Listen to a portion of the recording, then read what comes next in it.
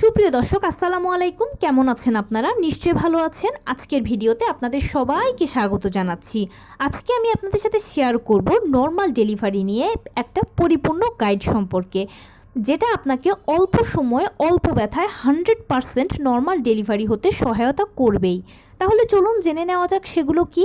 By the way, মূল ভিডিওতে যাওয়ার আগে একটা কথা বলি, আমি আমার চ্যানেলে pregnancy related, specially normal delivery related অনেক ইম্পর্ট্যান্ট তথ্য ভিডিও আকারে শেয়ার করে থাকি।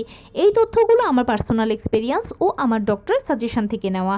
তাই আমার চ্যানেলটিকে যদি একবার আপনারা ভিজিট করেন, তাহলে আপনারা আপনাদের প্রশ্নাতীত মনের অনেক প্রশ্নের উত্তর পেয়ে যেতে পারেন। আমন্ত্রণ জানাবো আমার চ্যানেলটিকে একবার ভিজিট করে দেখার। এবারে চলুন মূল ভিডিওতে যাওয়া যাক। আমি শুরুতেই বলেছি আজকে আলোচনা করব নর্মাল ডেলিভারি নিয়ে একটা পরিপূর্ণ গাইড, যেটা আপনাকে 100% অল্প সময়ে অল্প ব্যথায় ডেলিভারি হতে সহায়তা করবে। এবারে চলুন জেনে নেওয়া যাক সেগুলো কি। দেখুন, আমরা সবাই জানি যে নর্মাল ডেলিভারিটা সিজারের তুলনায় খুব ভালো, কারণ সিজার হচ্ছে একটা ছোটোখাটো অপারেশনের আগে পরে বিভিন্ন ধরনের ঝুঁকি থাকে সাইড ইফেক্টস। এছাড়া সিজারিয়ান পেশেন্টকে সারা জীবনভর কিছু না কিছু রোগশোক বহন করতে হয়, কিন্তু নর্মাল ডেলিভারি তার সব থেকে সেফ ও সিকিওর। সেজন্য আমরা সবাই নর্মাল ডেলিভারিকে পছন্দ করি, নর্মালে বাচ্চা জন্ম দিতে চাই। বেসিক্যালি ডেলিভারির ক্ষেত্রে নর্মাল ডেলিভারিটাই হচ্ছে মেইন। আর যেটা সিজার বা সি সেকশন বলুন, সেটা হচ্ছে যে রেয়ার কেস, বা ধরুন যে কারো কোনো সমস্যা হয়েছে, বাচ্চার সমস্যা, মায়ের সমস্যা, এইসব ক্ষেত্রে সাধারণত সিজার করানো হয়। মাতৃমৃত্যুহার বা শিশু মৃত্যুহারটাকে কমানোর জন্য সি সেকশন বা সিজারটাকে আনা হয়েছে। কিন্তু বর্তমান সময়ে কিছু অসাধু ডাক্তার বা অসাধু হসপিটাল বা ডায়াগনস্টিক সেন্টারগুলো করছে কি, নিজেদের লোভের জন্য বা নিজেদের অর্থ সম্পদকে বাড়ানোর জন্য অসাধু উপায়ে তারা পেশেন্টদেরকে অনেক বেশি সি সেকশন বা সিজারের দিকে ঝোঁকাচ্ছে। পেশেন্টরাও অজানা ভুল ভয় থেকে সেই সি সেকশন বা সিজারের দিকে ঝুঁকছে। এখন আমরা যদি একটু সচেতন ও সতর্ক হই, তাহলে আমরাই পারি এই জিনিসটাকে অ্যাভয়েড করতে। কী করণীয় আমাদের? দেখুন, নর্মাল ডেলিভারির জন্য প্রথমেই আপনাকে যে প্রস্তুতিটা গ্রহণ করতে হবে সেটা হচ্ছে মানসিক জোর আপনার থাকতে হবে। আপনি যদি মানসিকভাবে শক্ত থাকেন, মনকে প্রস্তুত করতে পারেন নর্মাল ডেলিভারির জন্য, তাহলে আপনার 80% প্রস্তুতি নেওয়া হয়ে গেছে। হ্যাঁ, আপনি ঠিক শুনেছেন, নর্মাল ডেলিভারির জন্য 80% প্রিপারেশন আপনার কমপ্লিট হয়ে যাবে যদি আপনি মানসিকভাবে শক্ত থাকেন। দেখুন, আপনাকে মনে ও মাথায় গেঁথে নিতে হবে যে কোনো খারাপ সিচুয়েশন ক্রিয়েট না হলে আমি সিজারে যাব না, আমি নর্মালেই বাচ্চা জন্ম দেব। নর্মাল ডেলিভারিটা সিজারের তুলনায় খুব ভালো, এটা আপনাকে নিজেকেই নিজের বোঝাতে হবে। নর্মাল ডেলিভারির জন্য মানসিক জোরটা সবথেকে ইম্পর্ট্যান্ট, এই জন্য যে নর্মাল ডেলিভারিটা হচ্ছে একটা ন্যাচারাল প্রসেস। এটার প্রতিটা স্টেপ ন্যাচারালি সংগঠিত হয়। এখানে জোর করে ঔষধ দিয়ে কোনোভাবেই কিন্তু সম্ভব নয়। ন্যাচারালি নর্মাল ডেলিভারির সব প্রসেসগুলো একের পর এক হতে থাকবে আপনার সাথে। সেই জন্য এটাকে একটু সময় দিতে হবে। যেমন যদি পেইন ওঠে, তখন প্রথমে হালকা হবে, তারপরে মাঝারি, তারপরে ভারী। এটার জন্য আপনাকে একটু সময় দিতে হবে, একটু সময় নিতে হবে। এছাড়া নর্মাল ডেলিভারির জন্য যা যা প্রসেস আছে, প্রসেসে যা যা কিছু আছে, সেগুলো সহ্য করতে আপনি পারবেন। এটা আপনার মনে গেঁথে নিতে হবে। অনেকে ভয় পায়, আমি কি পেইন সহ্য করতে পারবো, আমি কি প্রসেসগুলো সহ্য করতে পারবো? অবশ্যই পারবেন, কেন পারবেন না? এত মানুষ, হাজার হাজার মানুষ, সবাই যদি নর্মালে প্রতিদিন বাচ্চা জন্ম দিতে পারে, আপনি কেন পারবেন না বলুন তো? মা, নানি, দাদি, তারা যদি নর্মালে জন্ম দিতে পারে বাচ্চা, আপনি কেন পারবেন না? এত মানুষের মাঝে এমন কি সুপার পাওয়ার আছে যেটা আপনার মাঝে নেই? নাকি সবার হাত পা 6টা 7টা করে আছে, আপনার শুধু 2টো করে হাত পা আছে? বলুন, কি নেই? তাদের থেকে আপনি কোন অংশে কম আছেন? কোনো অংশে আপনি কারো থেকে কম নেই, বরঞ্চ সবার সাথে সমান সমান আছেন। এখন সেজন্য আপনাকে মানসিকভাবে প্রিপারেশন নিতে হবে যে আমি পারবো নর্মাল ডেলিভারির সব প্রসেসকে, আমি পারবো সহ্য করতে, টলারেট করতে আমি পারবো, এগুলোকে আমি অবশ্যই মানতে পারবো, এবং সেই সাথে নর্মাল ডেলিভারির যে পেইন আছে সেটাকেও সহ্য করতে পারবো। দেখুন, নর্মাল ডেলিভারির পেইনকেই বেসিক্যালি প্রথম যারা মা হচ্ছে তারা ভয় পায়। কেন ভয় পায়? যে আমি পেইনটা কেমন হবে, কি হবে। দেখুন, এই পেইনটা খুব সহজ, সুন্দর পেইন। ধরুন আপনার পেটে ব্যথা যদি হয়, তাহলে সেটা কিন্তু র্যান্ডম 30 মিনিট থাকুক আর 40 মিনিট থাকুক, কন্টিনিউয়াসলি হতে থাকে। কিন্তু এই পেইন যেটা আছে, নর্মাল ডেলিভারির যে পেইনটা, এটা প্রতি 10 মিনিট পরপর বা 15 মিনিট পরপর আসে। যখন আসে তখন আপনার একটু হালকা কষ্ট হবে। এরপরে যখন চলে যাবে আপনি একদম রিল্যাক্স, শুয়ে বসে খেয়ে ঘুমিয়ে দিন কাটাতে পারবেন। আবার যখন 10 মিনিট পরে আসবে আবার হয়তো একটু সাময়িক কয়েক সেকেন্ড থাকবে, ওই কয়েক সেকেন্ড একটু কষ্ট হবে, তারপরে আবার একদম আপনি রিল্যাক্স হবেন। এভাবে করেই কিন্তু বেসিক্যালি পেইনটা হয়। কারণ আপনারা তো জানেন যে ন্যাচারাল সব জিনিসই ভালো, ন্যাচারাল কোনো জিনিসের কোনো সাইড ইফেক্টস নেই। তাই ন্যাচারাল পেইনটাও কিন্তু এরকমভাবে হবে, আপনি সহ্য করতে পারবেন। এভাবেই নিজেকে মানসিকভাবে প্রস্তুত করবেন। নিজেকে যখন আপনি এরকমভাবে প্রস্তুত করতে পারবেন, শক্ত করতে পারবেন, তখন দেখবেন আপনার নর্মাল ডেলিভারির সহজ 80% প্রিপারেশান হয়ে গেছে। আর বাকি আছে 20%। মধ্যে 10% প্রিপারেশান নেওয়া হয়ে যাবে যদি আপনি আপনার লাইফস্টাইলে এই চেঞ্জটা আনতে পারেন। কি করবেন? সকালবেলা ঘুম থেকে উঠবেন, উঠে খোলা বাতাসে 30 মিনিট হাঁটাহাঁটি করবেন। একটু ভোরে ঘুম থেকে উঠে গিয়ে 30 মিনিট বাহিরে খোলা রোদে বাতাসে হাঁটাহাঁটি করবেন। এরপরে কিছুক্ষণ বাটারফ্লাই স্টাইলে বসে থাকবেন। তারপরে সারাদিনে আপনি যা যা টুকটাক কাজকর্ম করেন সেগুলো করবেন, টুকটাক কায়িক শ্রম করবেন, ভারী কাজ নয়, হালকা ফুলকো কাজ করবেন, কায়িক শ্রম করবেন। অবশ্যই রাত 9টা থেকে 9:30টার মধ্যে রাতের খাবারটা খেয়ে ফেলবেন। এরপরে 10টা থেকে 10:30টার মধ্যে ঘুমিয়ে পড়বেন। ঘুমোতে যাওয়ার আগে যদি ভালো লাগে তাহলে 30 মিনিট হাঁটাচলা করে কিছুক্ষণ বাটারফ্লাই স্টাইলে বসে থাকতে পারবেন। যদি আপনি ঘুমোতে যান তখন সেক্ষেত্রে চেষ্টা করবেন কোনো ডিভাইস ব্যবহার না করতে। পরিবারকে সব কিছুর মাঝে সময় দেওয়ার চেষ্টা করবেন। এই লাইফস্টাইল যদি আপনি লিড করতে পারেন তাহলে আপনার 10% প্রিপারেশান নেওয়া হয়ে গেছে। কিভাবে হয়ে গেছে জানেন? এই যে আপনি ভোরবেলা ঘুম থেকে উঠলেন, খোলা বাতাসে ও রোদে হাঁটলেন। আপনারা তো সবাই জানেন যে সকালের রোদ থেকে ভিটামিন ডি পাওয়া যায়, আর এই ভিটামিন ডিটা আপনার ও বাচ্চার জন্য খুব সহায়ক। সকালবেলার যে বাতাসটা, এতে খুব ভালো অক্সিজেন, ফ্রেশ অক্সিজেন থাকে। ফ্রেশ অক্সিজেনটা আপনিও পেলেন, বাচ্চাকেও দিলেন। হাঁটাহাঁটি করার ফলে আপনার শরীরও ভালো থাকলো, বাচ্চার শরীরও ভালো থাকলো, ব্যায়ামও হলো। বাটারফ্লাই স্টাইলে বসে থাকলেও রেস্টও নেওয়া হলো, ব্যায়ামও হয়ে গেল। এরপরে সারাদিনে যদি টুকটাক কায়িক শ্রম করেন, এর মাঝখানে তো ব্যায়াম হলোই। কেননা যখন আমরা কোনো কাজ করি তখন কখনো দাঁড়াই, বসি, ঝুঁকি, কত কাজ করি, এটা একটা ব্যায়াম হয়ে গেল। এরপরে রাত 9টা থেকে 9:30টার মধ্যে রাতের খাবারটা যদি খেয়ে ফেলেন তাহলে আপনার অযাচিত সমস্যা থেকে রক্ষা পেলেন। অযাচিত সমস্যা মানে কি? গ্যাস্ট্রিক, কোষ্ঠকাঠিন্য, এগুলো থেকে রক্ষা পাবেন। কেননা রাতের খাবারটা একটু তাড়াতাড়ি খেলে খাবার ভালো হজম হয়, আর হজম হলে এই ঝামেলাগুলো আর পোহাতে হয় না। এরপরে যদি কিছুক্ষণ হাঁটাহাঁটি করেন তাহলে তো খাবার আরও ভালো হজম হলো, নিজের জন্য একটু ব্যায়ামও হয়ে গেল। কোনো ডিভাইস যদি ব্যবহার না করেন তাহলে ডিভাইস থেকে আর ক্ষতিকর রেডিয়েশন ছাড়লো না, আপনিও ভালো থাকলেন, বাচ্চাও ভালো থাকলো। যদি 10টা থেকে 10:30টার মধ্যে ঘুমিয়ে পড়তে পারেন তাহলে ওই যে ভোরবেলা ঘুম থেকে উঠলেন, দুইয়ের মাঝে 8-9 ঘন্টা একটা লম্বা সময় পেলেন ঘুমানোর। আর ভালো ঘুম হলে আপনারা তো সবাই জানেন যে ব্রেনটাও রিল্যাক্স হবে, মাইন্ডটাও রিফ্রেশ হবে। আর আপনার ব্রেন ভালো থাকা মানে বাচ্চার ভালো ব্রেন ডেভেলপমেন্ট হওয়া, বাচ্চার মন মানসিকতা ভালো থাকা। এই বাচ্চারা পরবর্তীতে জন্মের পরেও হাসি খুশি থাকে। আর পরিবারকে সময় দেওয়ার কথা বলেছিলাম, 5 মাস বয়স থেকে বাচ্চারা কানে শুনতে পায়। তখন যদি আপনি একটু বাচ্চার সাথে কমিউনিকেট করেন, কথাবার্তা বলেন, তখন সেক্ষেত্রে বাচ্চা বাহিরের যে শব্দটা এটা বুঝতে পারবে।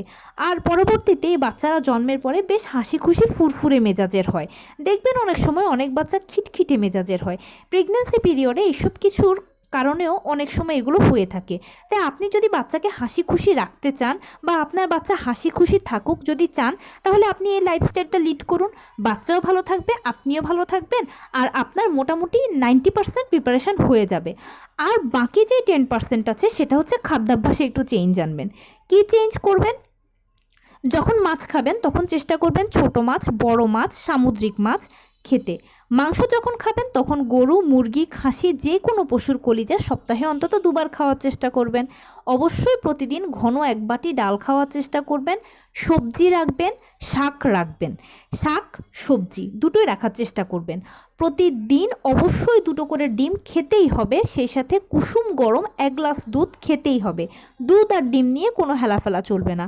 মৌসুমি ফলমূল খাবেন, হলুদ ফলমূল খাবেন, লাল জাতীয় ফল খাবেন, ওমেগা 3 ফ্যাটি অ্যাসিড সমৃদ্ধ খাবার খাবেন, কলা, খেজুর, বাদাম, ড্রাই ফ্রুটসের মতো খাবারগুলো বেশি বেশি করে খাবেন। যে খাবারই খান না কেন সেটা যেন ফ্রেশ থাকে, তাজা হয়, বাসি বা গরম করে না খেলেই ভালো থাকে। এছাড়াও সবথেকে বেশি ইম্পর্ট্যান্ট কথা হচ্ছে বাহিরের যে কোনো খাবারকে ছুঁয়েও দেখা যাবে না। প্রেগন্যান্সি পিরিয়ডে আমাদের একটা অভ্যেস আছে যে বাহিরের খাবারের প্রতি লোভ বেশি থাকে, বা বর্তমানে আমরা একটা যে ভুল কাজ করি কি, বাসায় হয়তো ভালো লাগছে না, বাহিরের থেকে খেলাম বা বাহিরের থেকে অর্ডার দিলাম। আপনারা সবাই জানেন যে বাহিরের খাবারে ক্ষতিকর রং থাকে, ক্ষতিকর বিভিন্ন উপাদান থাকে, এগুলো প্লাসেন্টা দিয়ে সরাসরি বাচ্চার উপরে যায়। তাই বাচ্চাকে সুস্থ রাখতে হলে আপনি বাহিরের খাবারকে টাচ করবেন না। বাহিরের খাবার থেকে ক্ষতিকর জিনিসগুলো বাচ্চাকে অনেক সময় বিকলাঙ্গও করে দেয়। সেজন্য বাহিরের খাবার ধরা ছোঁয়া দেখাও যাবে না। যা খেতে ইচ্ছে হয় ঘরে বানিয়ে খান। হয়তো স্বাদে 19-20 হবে, কিন্তু ফ্রেশ ভালো জিনিসটা আপনি খেতে পারবেন, যেটা আপনার জন্য বাচ্চার জন্য উপকার হবে। আর প্রেগন্যান্সি পিরিয়ডে আপনি যদি এভাবে খাদ্যাভ্যাসটাকে করতে পারেন তাহলে তো আপনার 100% প্রিপারেশান হয়ে গেল।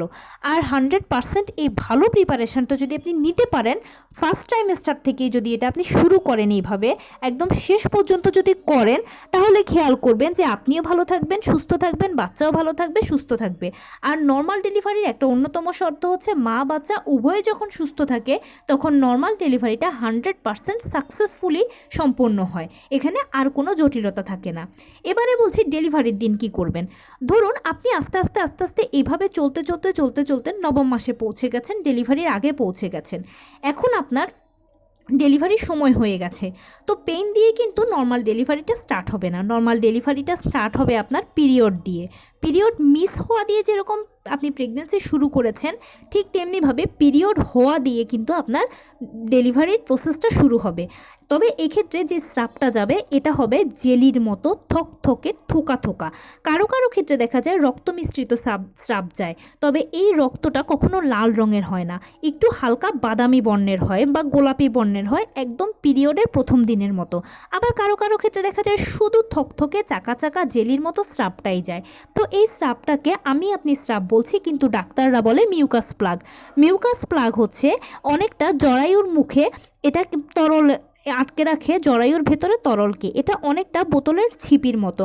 বোতলের ভেতরে যেরকম তরলগুলো ছিপি দিয়ে আটকানো থাকে, তেমনি এই মিউকাস প্লাগ বা থকথকে থোকা থোকা জেলির মতো স্রাবটা দিয়ে জরায়ুর মধ্যে পানির ভেতরে বাচ্চাটা আটকে থাকে। এরপরে এই স্রাবটা যখন নির্গত হওয়া শুরু হয়, তার মানে বুঝবেন যে আপনার নর্মাল ডেলিভারির প্রক্রিয়া শুরু হয়ে গেছে।